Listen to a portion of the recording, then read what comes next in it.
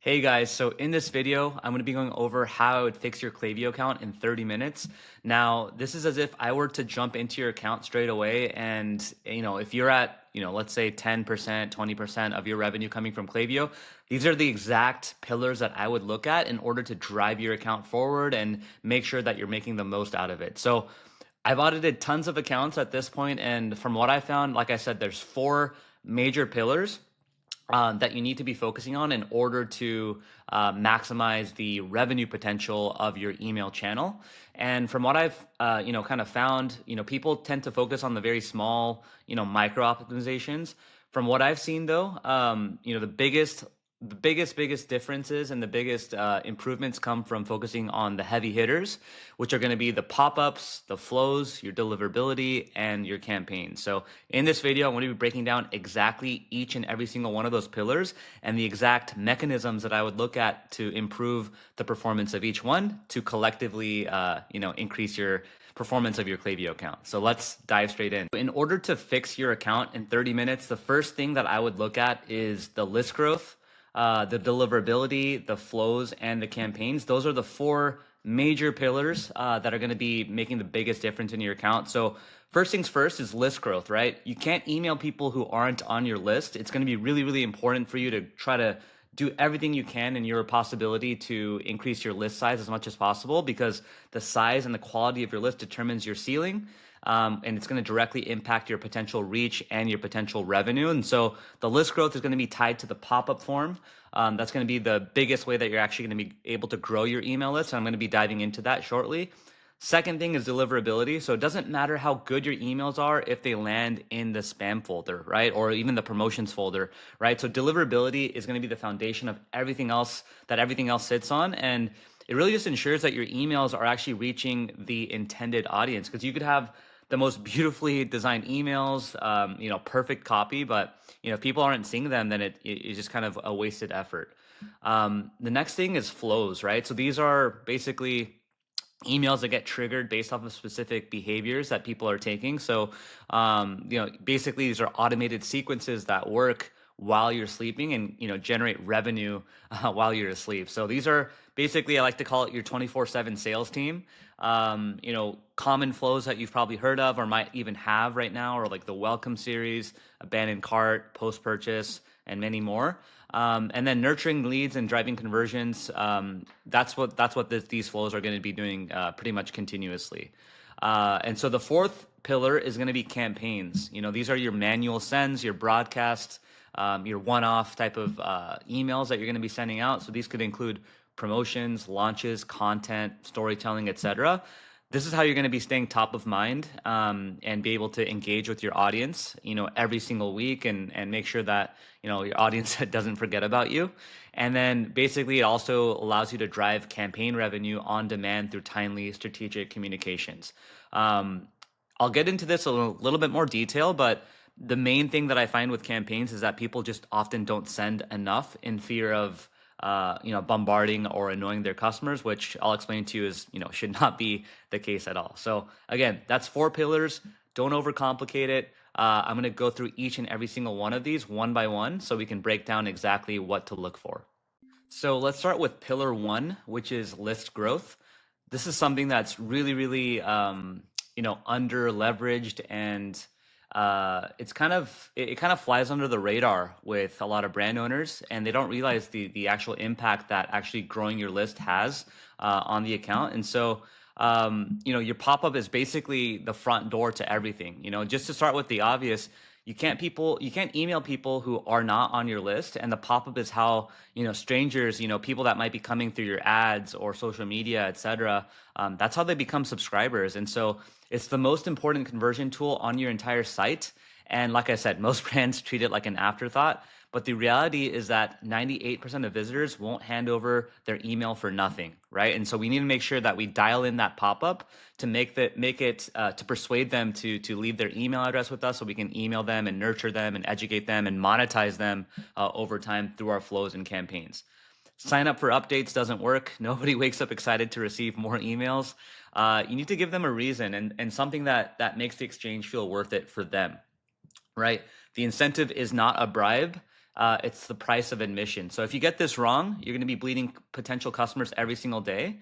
But if you get it right, your list grows on autopilot, and it gives you more people to nurture, more people to convert, and turn into repeat buyers over and over again.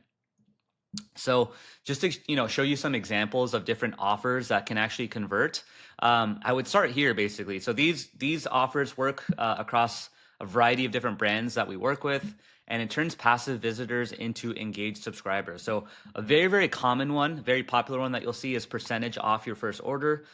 This is a classic one for a reason. 10% off is a sweet spot for most brands. Provides enough incentive without hurting your margins too much. Another one that could be worth it to test is the dollar amount off. So, psychologically, it's impactful, especially for higher AOV brands, right? Taking if you want the percentage route and you have like a very high ticket product, it might be taking off way too much off of the actual subtotal. So yeah, a clear dollar saving can feel more tangible than a percentage in that case. Free gift with purchase, buy one, get one. You could even do like a mystery discount, free shipping, cash back on first order. Get access to early limited drops. You could try a spin the wheel type of pop-up, free samples, just pay shipping. No single offer here is the best. Really, the optimal choice depends on your product margins and your target audience's preferences as well. And I always recommend that you test out the offer as well, because one offer, for one brand might work a lot more differently or work better for a different brand. So the real key to maximizing your pop-ups effectiveness is continuous optimization, like I said. So I would test one offer at a time, meticulously measure its performance, and iterate based on the data. And so, again, this strategic approach ensures your front door is always welcoming new subscribers in the most efficient way possible. And again, the reason why this is pillar number one is because if you're growing your email list, you have more emails to email. So yeah, more revenue, that you could be generating each and every single day, week, month, etc. So your opt-in rate is the only number that matters on the pop-up. So your pop-up's job isn't just to look nice. I think a lot of people just try to, make a pop-up that looks aesthetically pleasing. Obviously that's important, but the most important thing is that, the pop-up is actually converting. And why does that matter so much? Well, it's because every email you capture is someone who enters your automated flows, right? Your welcome series, your abandoned cart, your post-purchase sequence. All of these flows are designed to generate more revenue and convert people, but we need people to get into these flows in the first place. So again, that's the 24/7 revenue system, and it only works if people are actually getting into it. A pretty pop-up with a 2% opt-in rate is a leaky bucket, losing potential customers and revenue every single day. And so here are the numbers that I would aim for if I were to, come into your account. It would be a 6 to 12% opt-in rate, right? Some brands have a lower opt-in rate at 6%. Some brands I've seen even up to like an 18 or 19%, even up to 20% opt-in rate. So it really just depends, on your audience and your brand. But if in general, like if you're below 6% opt-in rate, something is definitely off, right? Your offer, your timing, your design, maybe even all three. And this indicates a significant missed opportunity for list growth and subsequent revenue generation. If you're above 12%, you're doing great. I wouldn't change a thing.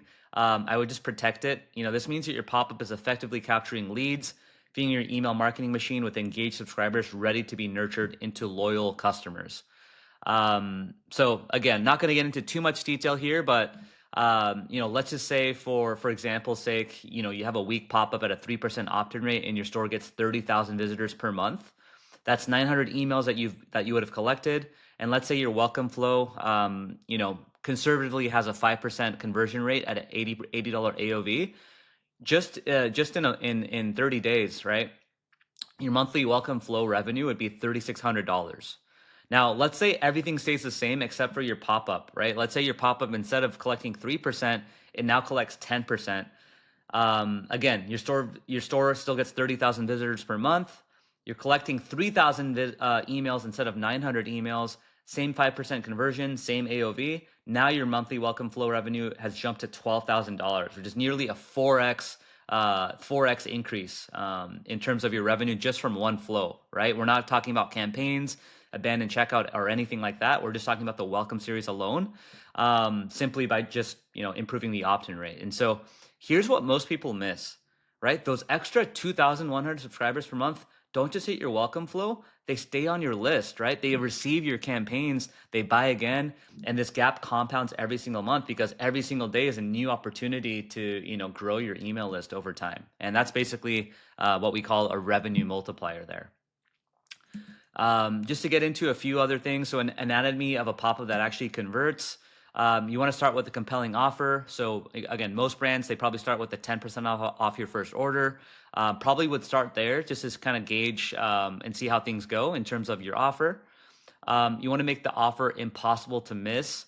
So, it's a value exchange is what you have to remember. So don't bury the offer in generic, uninspired language like get inspired, stay in the loop, receive exclusive company updates. Your headline should really just answer one critical question, and that's what's in it for me, right? So you want to lead with the offer, make it extremely bold, and make it obvious to the person reading it.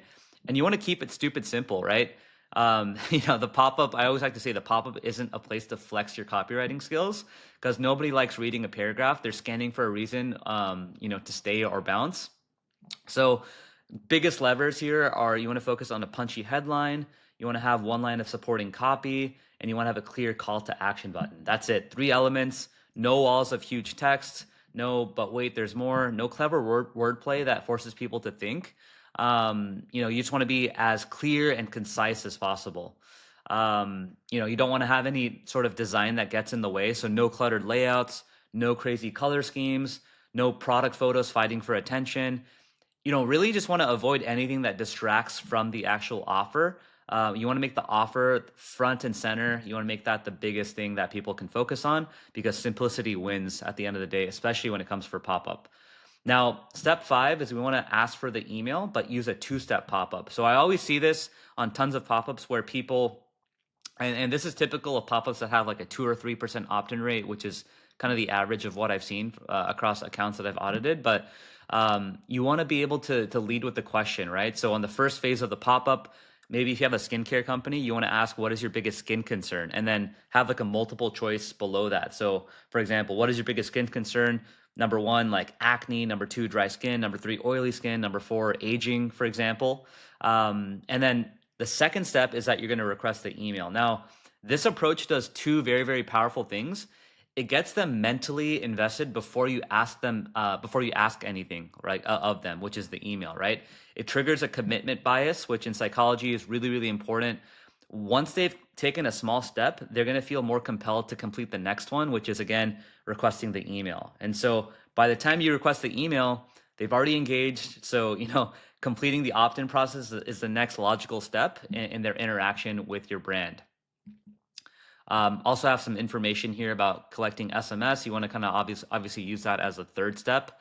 You also want to nail the timing and targeting. Another thing that people get wrong here, and something that I'll check for, is making sure that your pop-ups are both optimized for mobile and desktop. So you definitely want to split them out between both of those different devices because, for example, one like on the mobile device, the dimensions need to look a little bit different than on desktop because desktop you have a lot more real estate. So you want to make it a little bit bigger. You want to include an image, et cetera, et cetera. So yeah, I mean, on mobile, it's going to be a lot harder to read. So you want to make sure that the text is a little bit bigger as well. And then, yeah, there's also some like bonus micro hacks that you can also leverage as well to get the most out of your pop-up.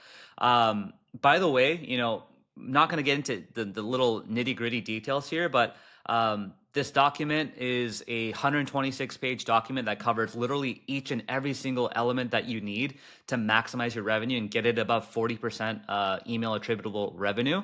Covers everything from flows, campaigns, deliverability, list growth, etc. Everything is broken down in extreme detail. And so there'll be a link in the description if you guys want access to this, if you don't already have access. And yeah, this is like basically everything that you need to know when it comes to email marketing. So that's that in terms of the pop-ups.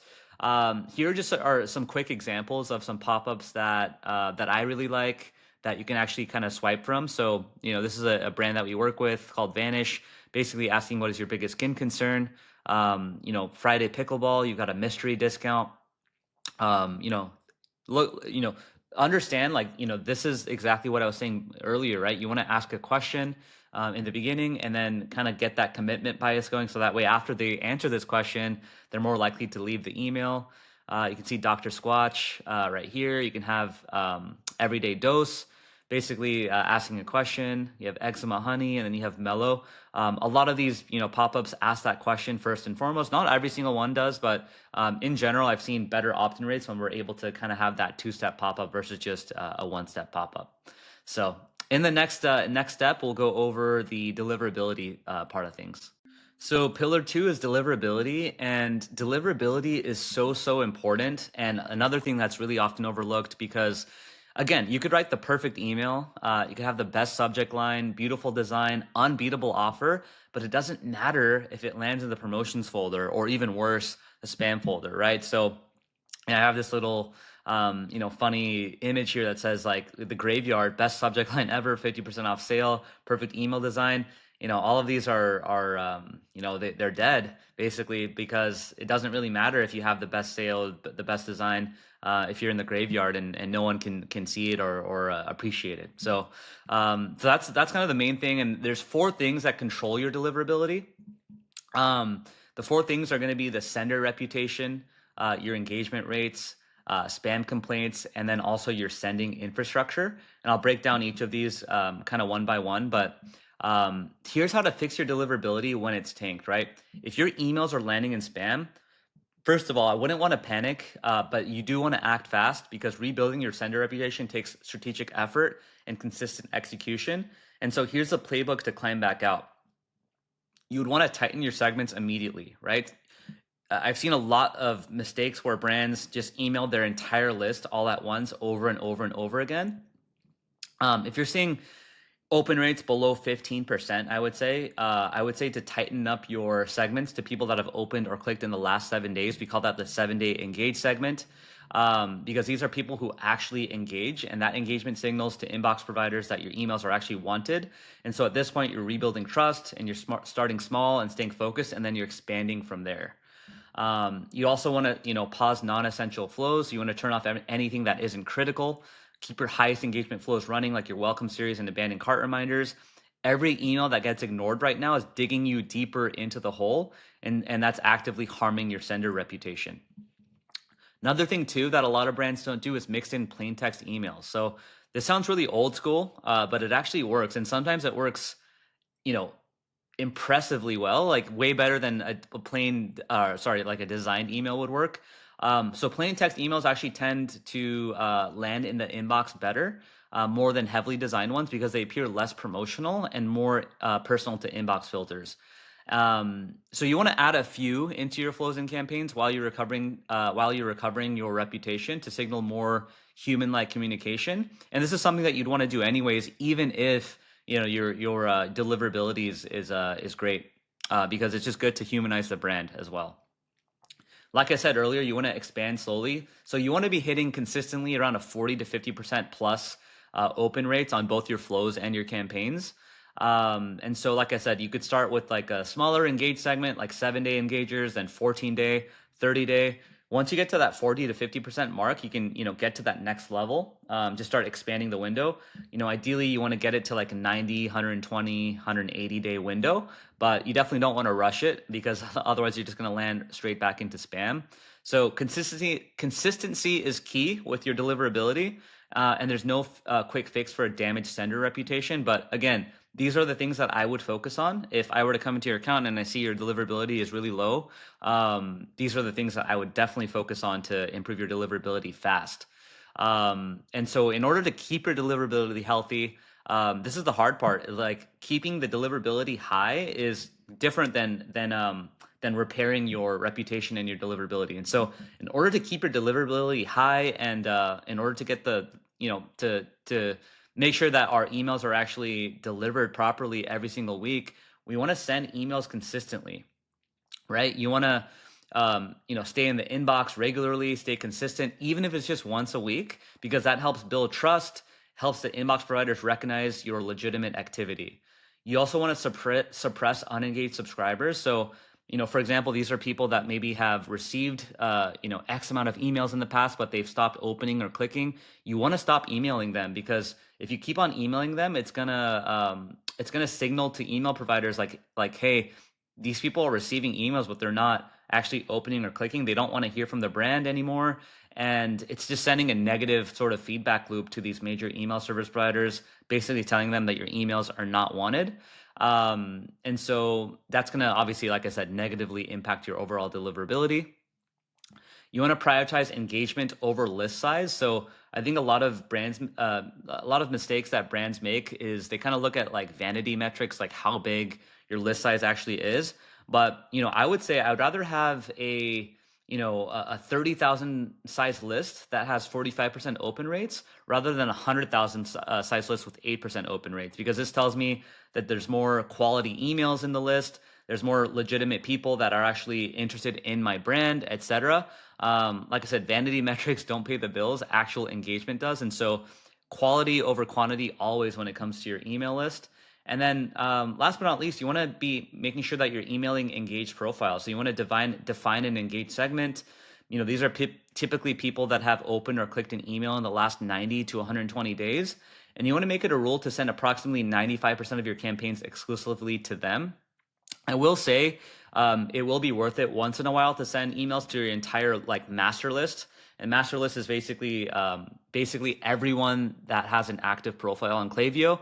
I would send to them maybe once or twice a week, once or twice a month, just to try to re-engage with them, because sometimes it is worth it to try to engage with them to try to see if they can get back into the engaged list. But you don't want to obviously email them over and over and over again, because that again is going to hurt your deliverability. But once in a while, it's worth it, especially if you're already paying for them on Klaviyo.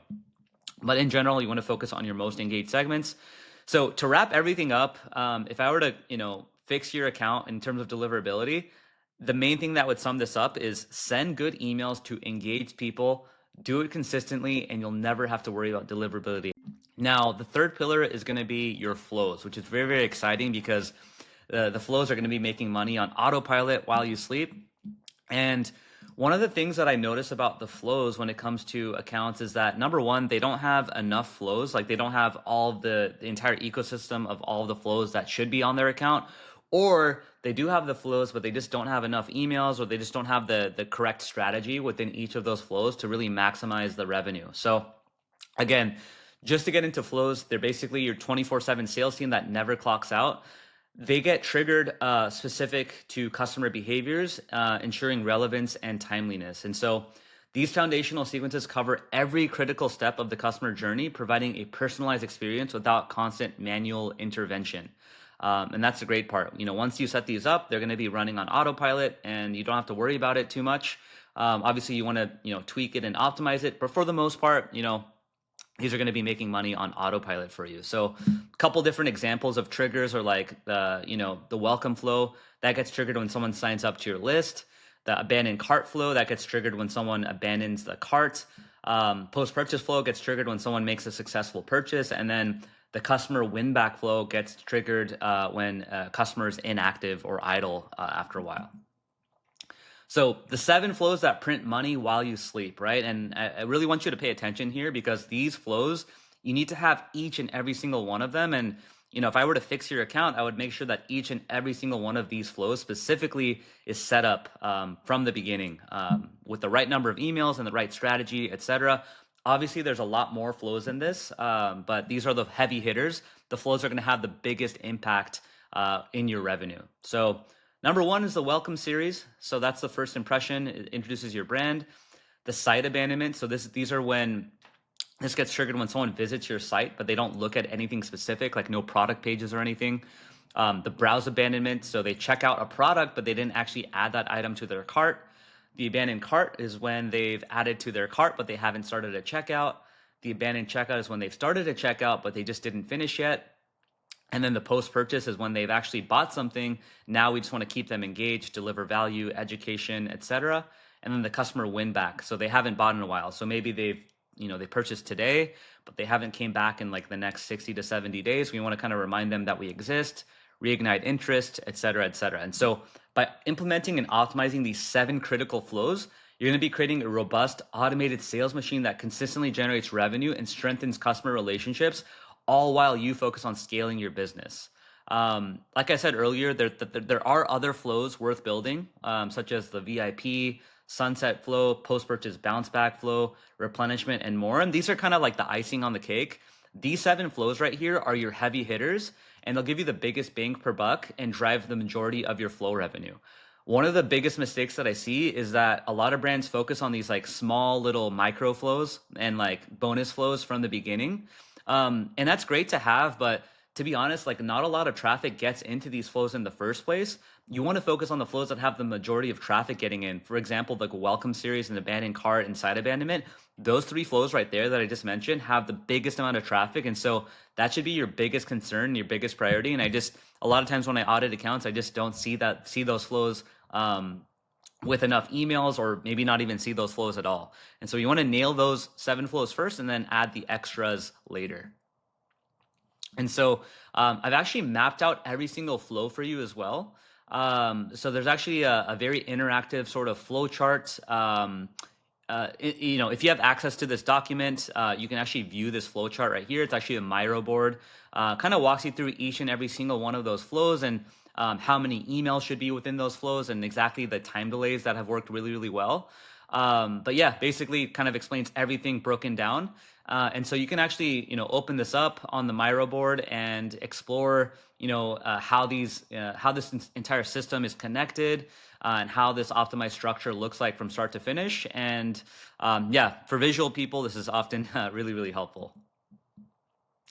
Yeah, I'm not going to get into too much detail on each and every single one of these flows. Obviously, there's a lot of flows here and a lot of, details that go into it. But just to kind of walk you through this document so you can see what's available to you if you have access to this is, the welcome series structure, the flow breakdown of the welcome series, like what triggers it, why it matters, what to include.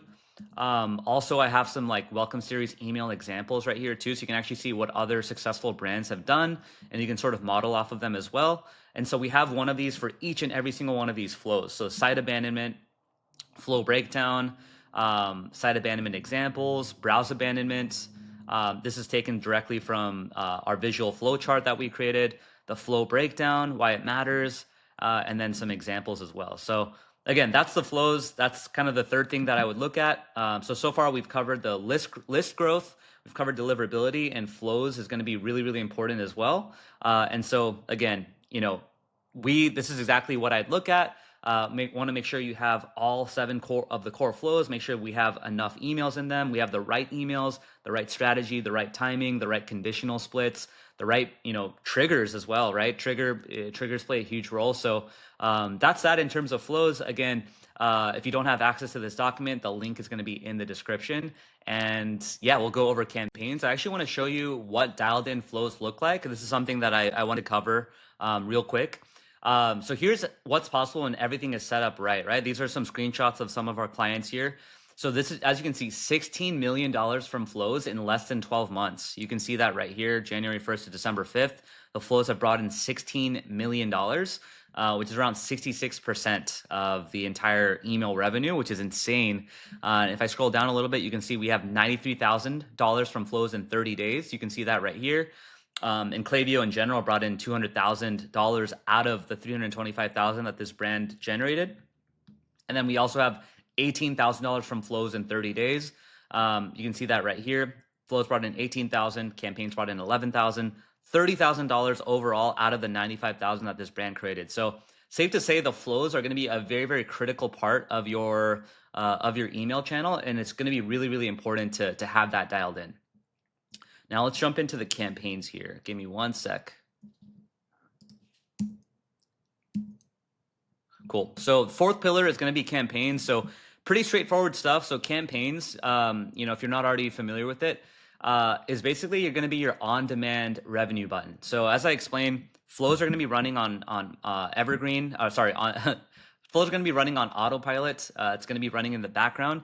Campaigns are when you show up. So these are emails you send manually. These are going to be planned, scheduled in advance, and delivered to a specific audience at the same time. So, think product launches, flash sales, new arrivals, educational content, or compelling brand storytelling. This is your direct line to your list, allowing for timely, targeted communication that converts, right? You don't need to rely on ads for this. You don't have to, you own this list. You don't have to rely on anyone for it because this is an owned list. And so, you could, if you want to make, a few $1,000s, all you have to do is just send a campaign to your list. So here's where most brands actually miss the mark, right? When I've audited accounts and this is one of the biggest things that I've noticed and how I'd fix it. Number one, too few campaigns, like not enough campaigns at all, which is leaving a significant revenue on the table by underutilizing your owned marketing channel, your most owned marketing channel. Sometimes the brand sends too many. This isn't as common, but too many emails. So you're bombarding your audience without clear intent, leading to list fatigue and high unsubscribe rates. And then, nailing that sweet spot is very difficult for brands. So sending consistent, valuable emails that drive weekly revenue without feeling spammy, repetitive, or desperate. And that's the key, right? Striking that balance between engagement and also sending enough emails, right? But again, out of these three things right here, I would say brands just send too few campaigns and just, either because they don't have the time or they just don't know what to send or they don't know how to do it. But I will say that when campaigns are dialed in, you're not merely hoping for sales. You're generating them on demand and you're creating predictable and scalable revenue systems. And so campaigns are, really, really, really important. And it's really important to have a campaign calendar where you're sending, ideally 2 to 3 campaigns a week, which I'll get into. Speaking of which, how often should you actually send? That's one of the most common questions that I get actually. And the answer isn't as often as possible. And so this is based off of years of testing across 7, 8, and 9-figure brands. Here's what we found to be the optimal sending frequencies. So 1 email per week, right? Or less. That's just not enough to stay top of mind. It's really hard to build momentum or generate consistent revenue there. A/B testing takes forever and you're just learning way too slowly. And your competitors who email more are going to get in front of your audience more and they're going to win. And so the verdict here is that you're leaving a lot of money on the table. Now, let me just kind of fast forward to 4 to 7 emails per week. I think 4 to 7 emails per week can work for higher SKU brands with lots of new products. There's just a lot more to kind of send out and talk about, but it is risky and you can fatigue your list and spike unsubscribes. What I would recommend is, if you were to send 4 to 7 emails per week, is to make sure that you're not just sending it to like a typical engaged 90 to 120 day segment. You would maybe break it down into a shorter window. So instead of sending to like 90 days, maybe send to the engaged 30 to 60 days because these people are going to be more engaged and more receptive towards receiving more emails every single week. It also requires a constant flow of new subscribers to sustain. Most brands just don't have the content engine to pull this off. And so the verdict here is that you want to proceed with caution. You only should do it if you have the list growth to back it up, which most brands don't. And so the sweet spot, I would say, is 2 to 3 emails per week. This is the sweet spot for most brands. It's enough to drive consistent revenue without burning your list. It's easy to balance value-driven content with promotional sends, and mainly, it keeps you top of mind without being annoying. And so the verdict is you want to start here. This is the Goldilocks zone. And then, depending on how the results look, you can kind of scale up or scale back, but you definitely want to start with at least 2 to 3 emails per week. Choosing the right frequency here is a balance between engagement and revenue. The key is to consistently provide value while also making your presence felt in the inbox. And this is a very, very difficult balance for a lot of brands to nail, but I think with our strategies and sending 2 to 3 emails per week, especially, nailing that campaign calendar is going to be really, really important. One thing that I wanted to cover is that the fact that most brands under email.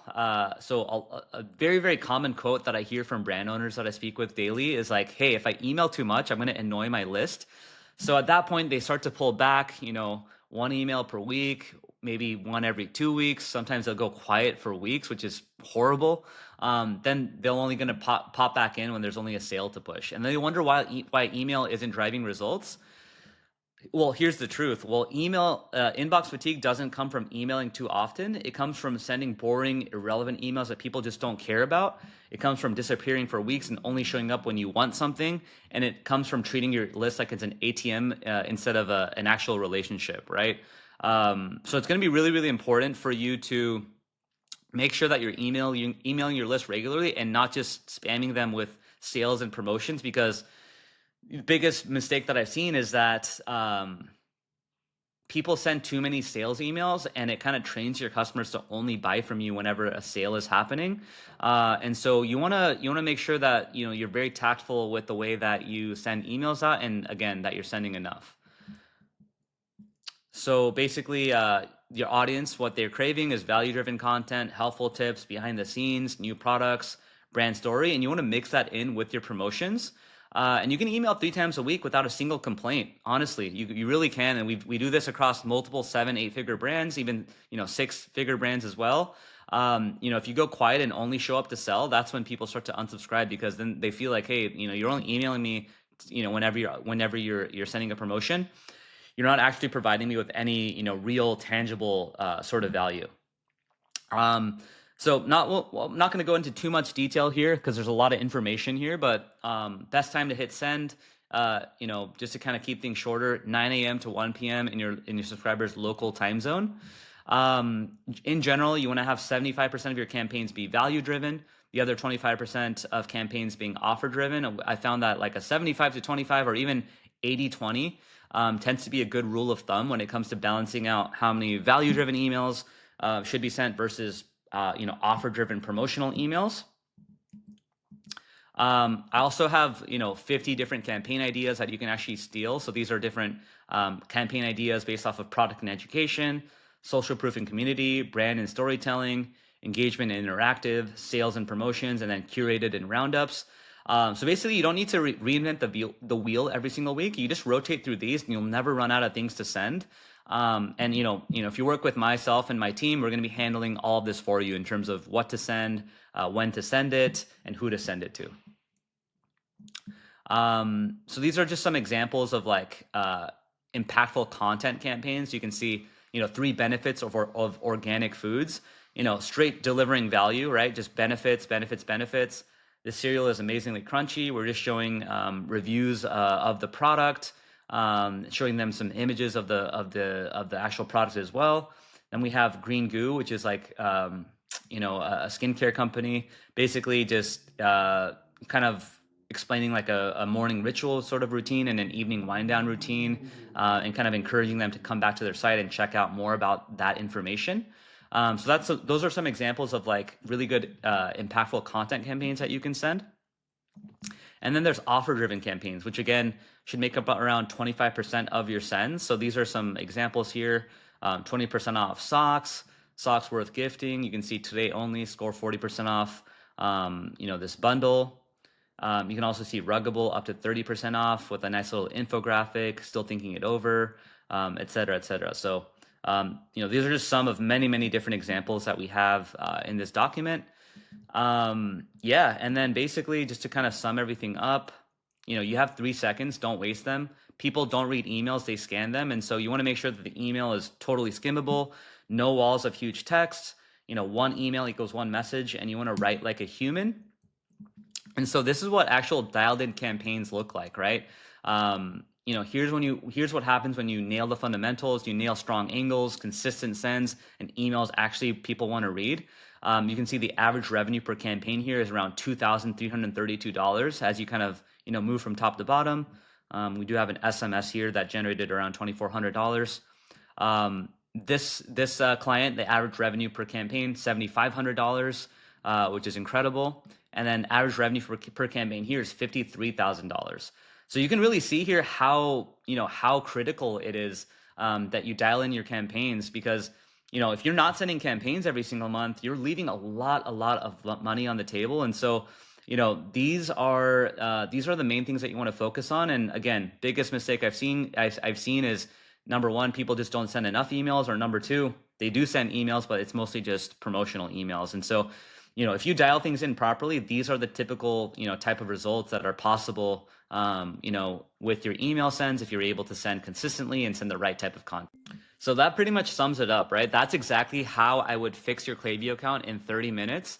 And I understand this video is probably longer than 30 minutes, but those are the things that I would look at if I were to come into your account and look at high impact ways that we can drive growth pretty much immediately. So just to sum that up, that's list growth, deliverability, flows, and campaigns. again, even if you were to look at your account right now, those are the four things that I would focus on. And I guarantee if you were just to implement just a few of those things that I just went over in this video, you'd see a noticeable impact in your email marketing revenue. I guarantee it.